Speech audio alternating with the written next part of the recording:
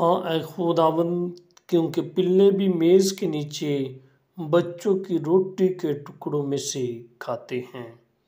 آج کی دوسری تلاوت مقدس مرکز کی انجیل، اس کا 7واں باب 24ویں آیت سے لے کر 30 آیت تک۔ اور وہاں سے اٹھ کر وہ سور کے علاقے میں گیا اور ایک گھر میں داخل ہو کر نہیں چاہتا تھا کہ کوئی جانے، مگر پوشیدہ نہ رہ سکا، کیونکہ فی الفور ایک عورت جس کی چھوٹی بیٹی میں ناپاک روح تھی، اس کی خبر سن کر آئی اور اس کے قدموں پر گری۔ یہ عورت غیر یہودی اور قوم کی فنیکی سریانی تھی۔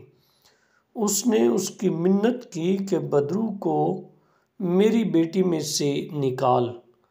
اس نے اس سے کہا، پہلے بچوں کو سیر ہونے دے، کیونکہ بچوں کی روٹی لے کر پلوں کے آگے ڈالنا اچھا نہیں۔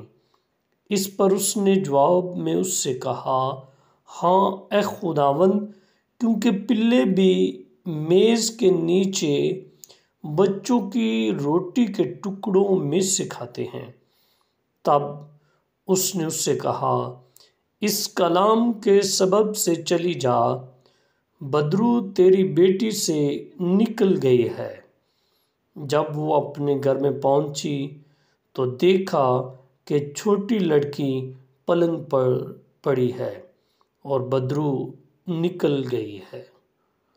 پاک کلام کے پڑھے اور سنے جانے پر خداوند کی خاص برکت ہو۔